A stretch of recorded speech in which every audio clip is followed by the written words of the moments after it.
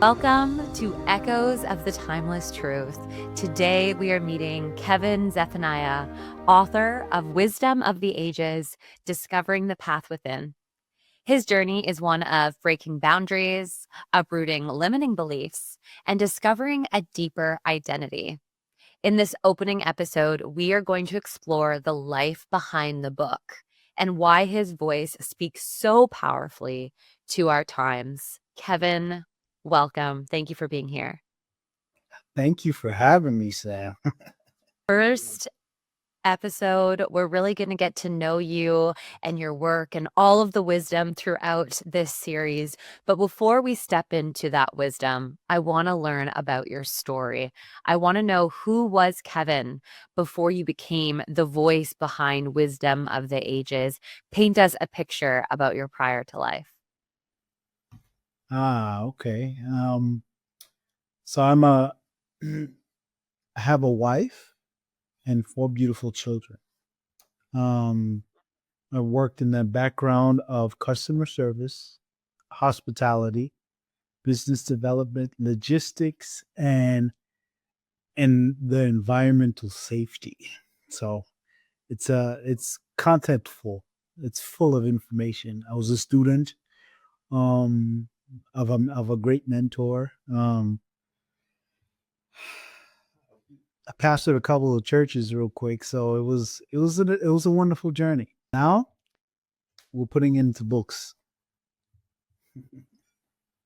Every timeless truth, it has an origin story, right? So what is the first experience in your own life that really awakened you, that made you question everything that you had been told prior? I was naturally a curious kid. I was always thinking and reflecting. Even they used to say Kevin's always daydreaming. But that daydreamer, I think, when the pivotal moment of when I realized that I don't have to accept everybody's mindsets or beliefs, I would so to say, kind of stepped out. I was like, yo, this doesn't add up. It's not me. I think it had to do with I would say probably when I first got married, right? First got married, I would say, and my daughter was coming along the lines, and during that particular period, around like 2009, that was a big transitional moment for me.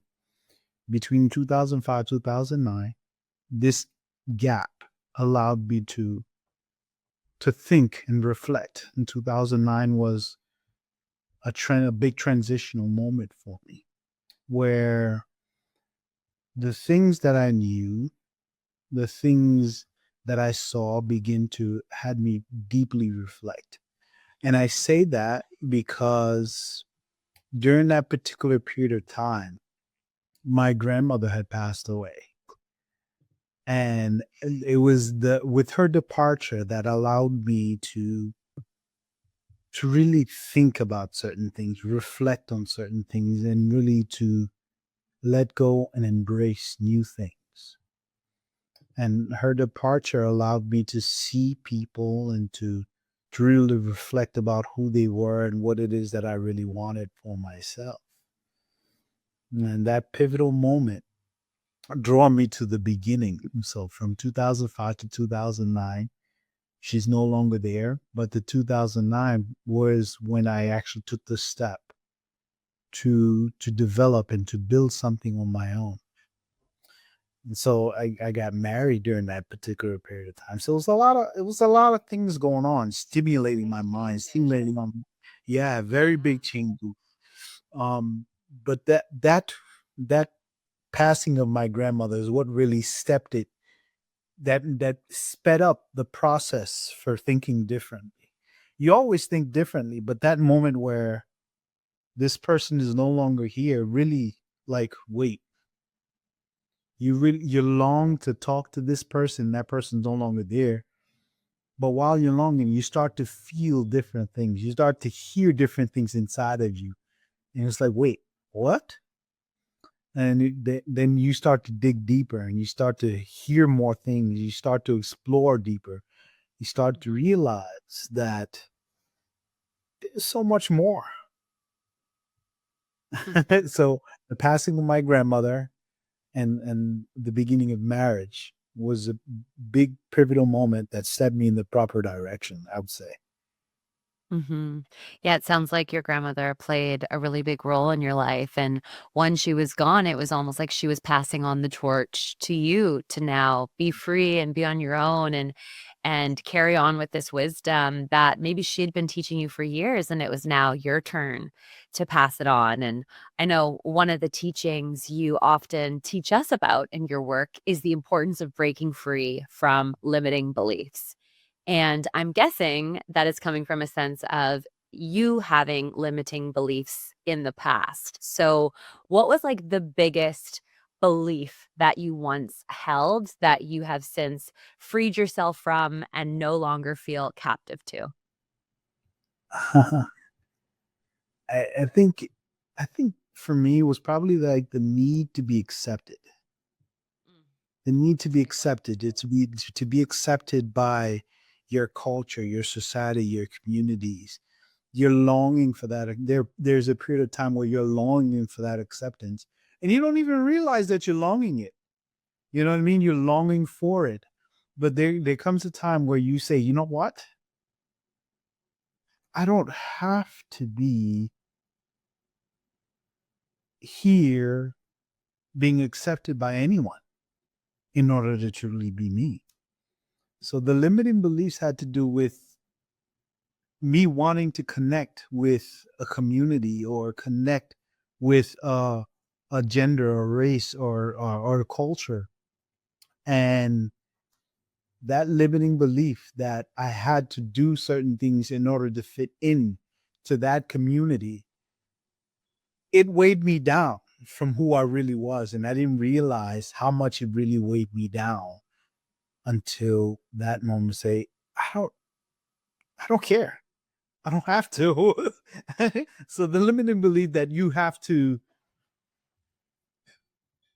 fit in where you were born in, I think is a big misconception that a lot of people don't even realize that they have the power to decide. Mhm. Mhm. Yeah, and especially when life sometimes feels like it casts roles upon you, things that you are just given that you had no decision over, and it's now your job to go on throughout life with that role that's been given to you. And you share in your book, Uncovering a Royal Identity is what you like to call it. So tell us a little bit more about your royal identity and specifically like the moment when you realized you were more than just this role you felt like life was giving you. So my parents, my mother's Haitian, my father's Haitian. I grew up with my mother, the help of my mother and my grandmother, and seven great uncles raising me.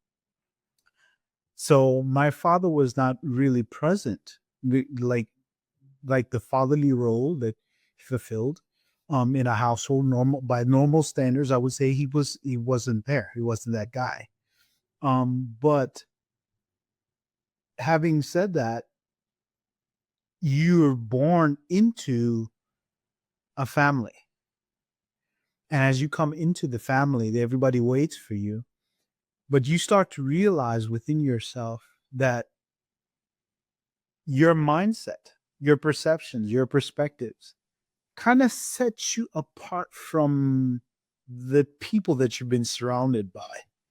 And Totally. it really determines and shapes where exactly you're going in life and who you really are. And you start to realize that your perspectives, they're not small. They're really grand. They're big. They're eloquent. They're exquisite. They're beautiful. They're unique. So that moment where you realize the people that you're around, it's not so much that they're beneath you or anything of that sort. You just start to realize that the imagination, the creativity, the innovative thoughts that's coming to mind really set you apart.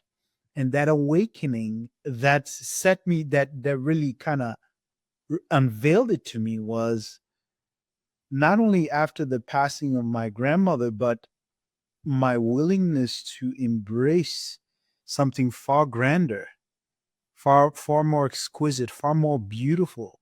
So embracing that royal identity, yes, you've been born into a community, you've been born into a society, and you've embraced the norms of that community, and somewhere, some way, the deciding factor while you're by your lonesome and you're in the corner of your household, there's this imagination, or you look in the mirror and you start to realize that these beliefs are not mine.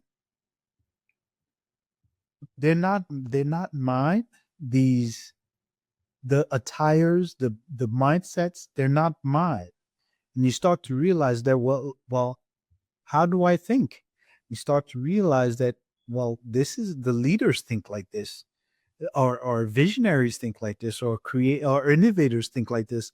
So that moment, that that helped me to realize, coming into my royal identity, had a lot to do with the passing of my grandmother, in having to let go of certain things, having to let go of certain people, having to let go of certain communities, allowed me to embrace myself, allowed me to fully step into truly accepting the value that I had within myself and vocalizing it. So around 2005, 2009, but at the beginning of 2009 is when I took the initiative to really embrace that identity.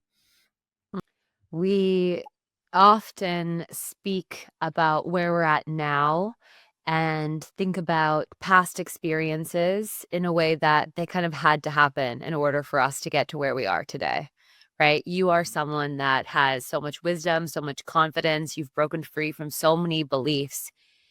Is there a single period of time, maybe a failure or a struggle, that when you look back on that, you're like, that had to happen in order for me to write this book and be someone who's doing the type of work you are doing today?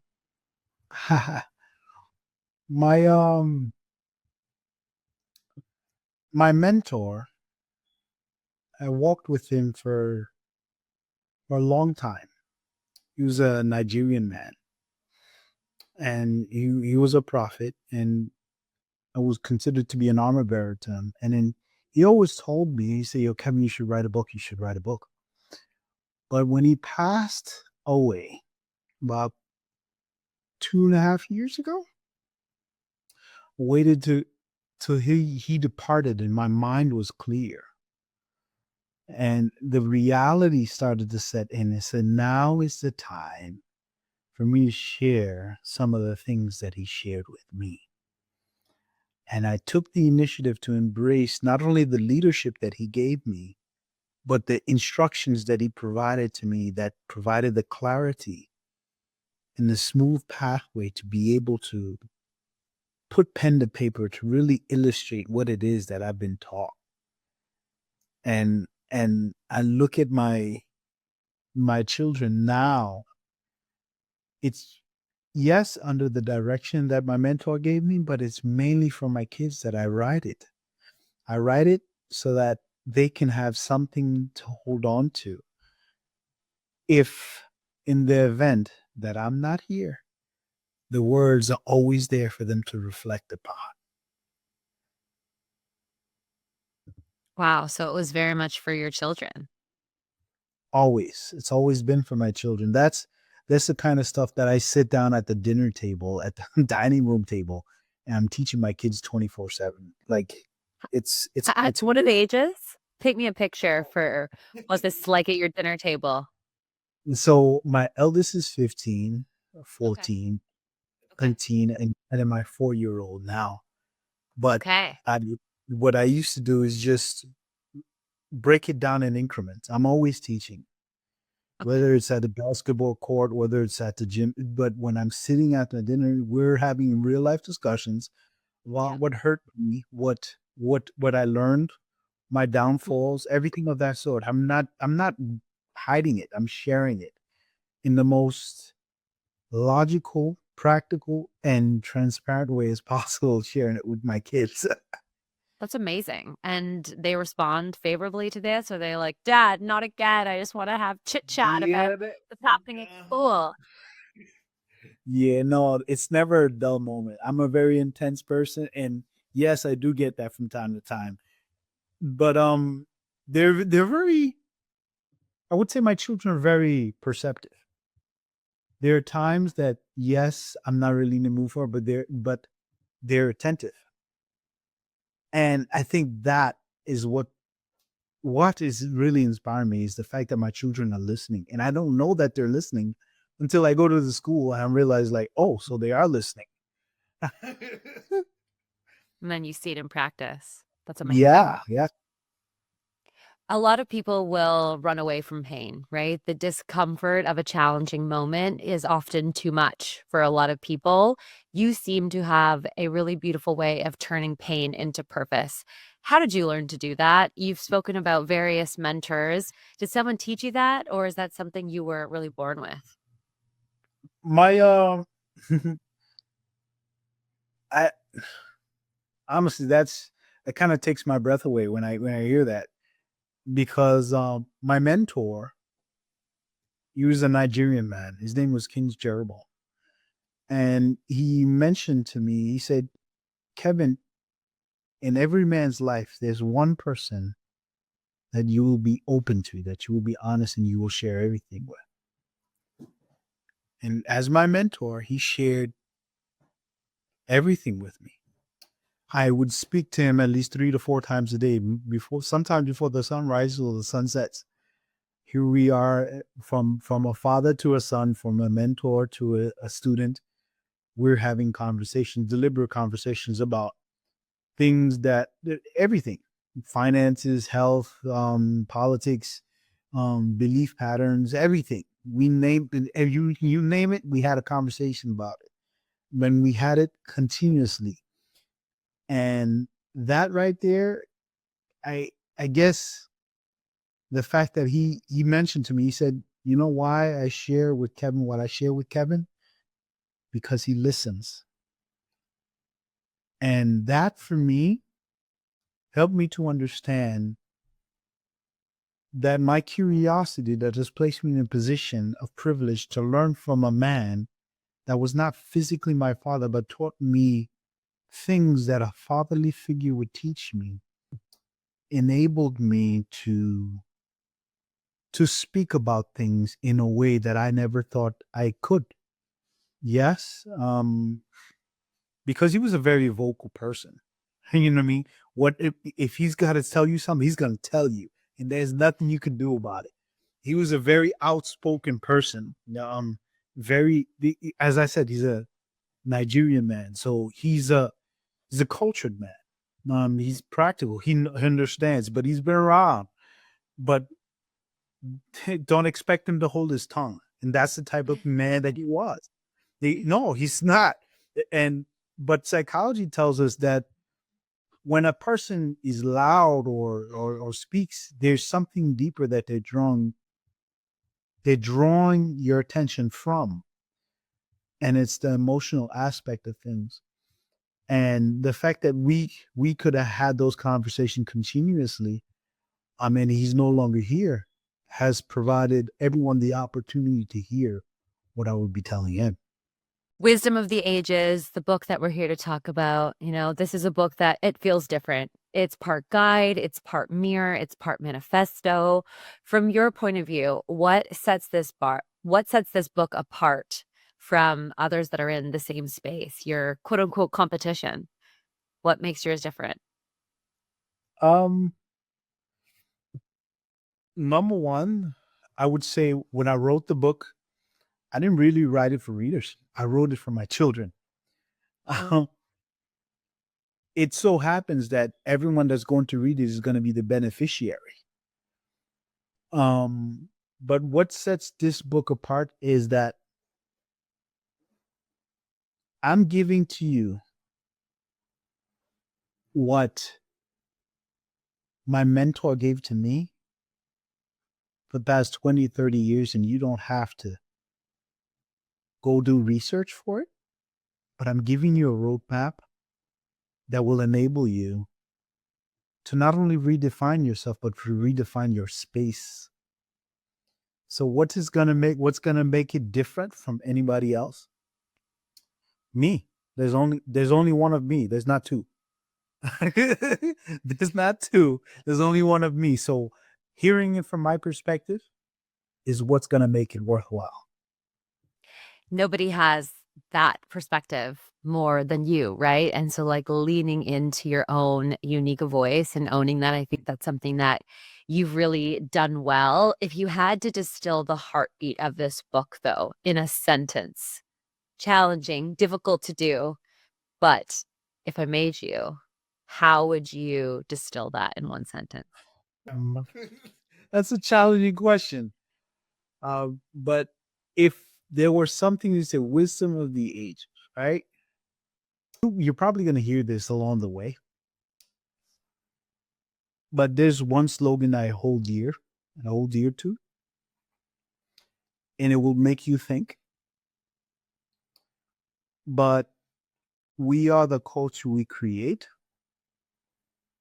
is probably the opportunity to hold all of it inside of that statement. We are the culture we create. It's deep. We're only as impactful as the depth we carry. And that statement truly has depth in it. In order to truly understand it, it will take time.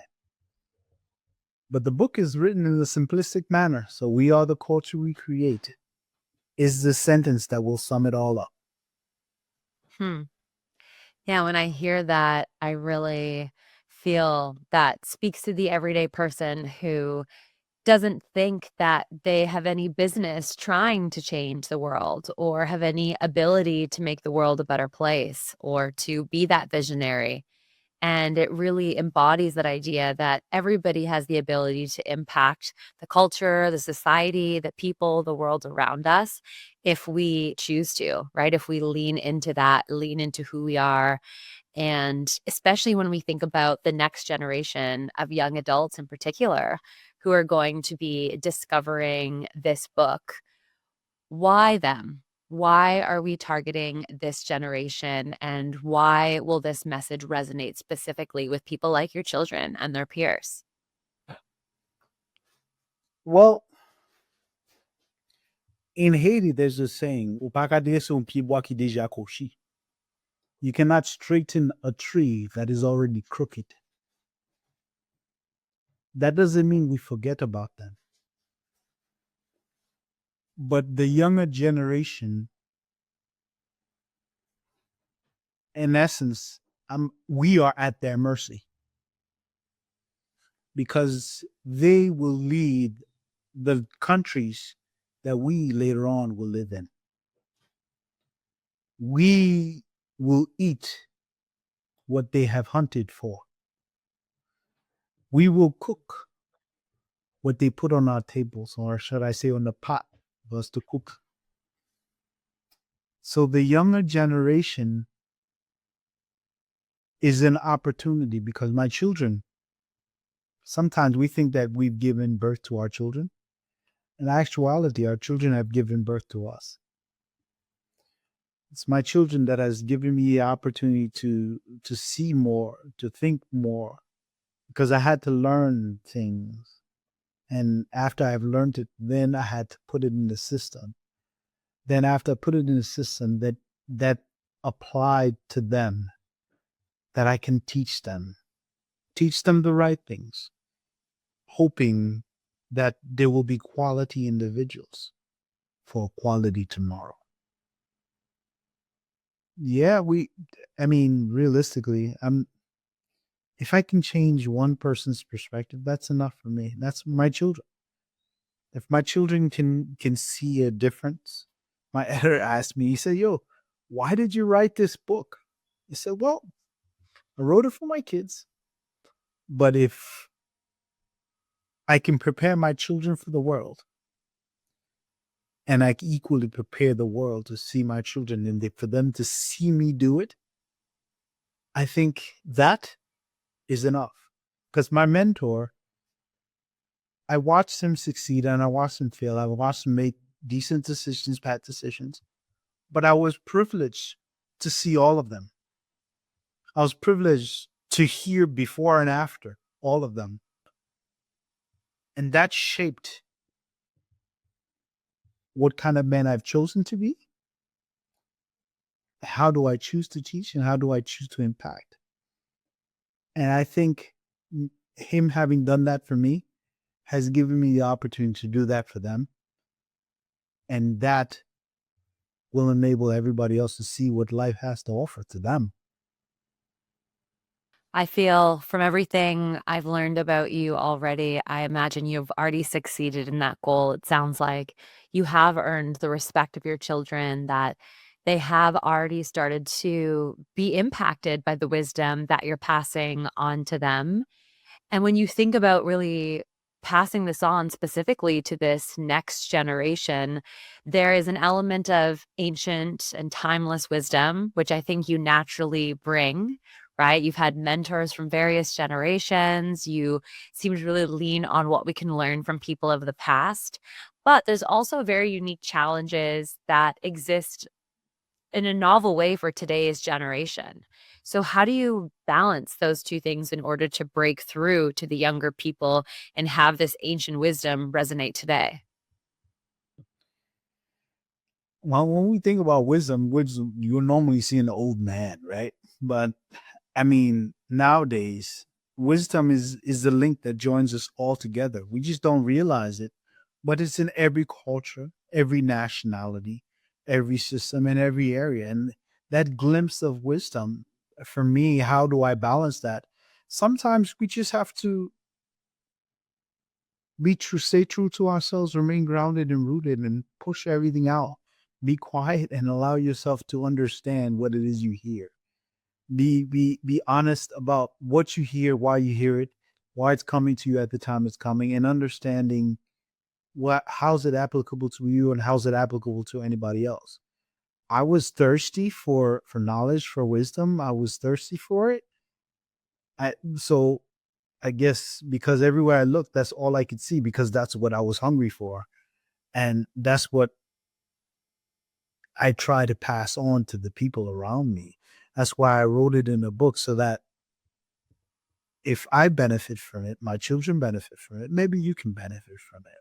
You know what I mean? So balancing that, the old versus the new, I'm staying true to myself. Yeah, I'm between the old and I'm between the new.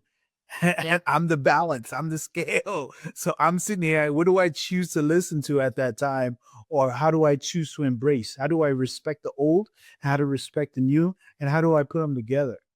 You know what I mean? So, but I have to approach it with care, respect, love, transparency, integrity, nobility. Mhm. I had to be me. Had to be honest, but I had to be me. There's only one you. And so leaning into that, as I said before, is so important. And I feel like that really echoes throughout your work of you don't necessarily want people to necessarily take your wisdom and what you have to say as the only truth. You really want to help people to find their own truth and their own authenticity and be empowered by their ability to shape the world. At least that's what I've taken in from your book so far. But looking ahead, right? We are just getting started getting to know you, Kevin. And so we are going to unravel lots of different wisdom from you over the next 7 episodes that we have planned. When people finish this book, when people finish this podcast series, what transformation do you hope they walk away with? What are we here to provide them over this next little bit? I'm there to provide a value in them, for them to see themselves as the valuable person that they are, the quality driven individual that they are. Doesn't matter what's going on around you, doesn't matter what culture you found yourself in, doesn't matter your nationality, gender, or race. Wherever you are finds meaning because of you. So if your name is Josh, Jacob, and John, or Sam or Billy or Kevin. The world you live in is only as important as you. If you understand your value, then you will understand how the world around you can change. I love that. We're down to the final question, Kevin. As our listeners get to the end of today's episode, the very first episode in this series, if you could whisper just one timeless truth to every single listener today, what would you whisper? We are only as impactful as the depth we carry. Say more. We are the culture we create. Who you are, there's not going to be two. There's not going to be three. There's only going to be one of you. Choose to be the quality Sam, the quality John, the quality Kevin, with the best, not just in mind, but best in hand. Let your intentions be intentional, be impactful, be nobility driven. So we are the culture we create. It's perfect. Kevin, you have reminded us that the wisdom, it's already within us, right? It's waiting to be claimed. And for our listeners who have tuned into this very first episode, we want you to reflect and ask yourself, what truth have you been ignoring? Let that sit with you until we meet here again for episode 2, where we are going to be diving into breaking limitations, as well as the battles that Kevin has faced on his own path to freedom. Until then, carry today's echo with you. Bye. Thank you so much. Bye.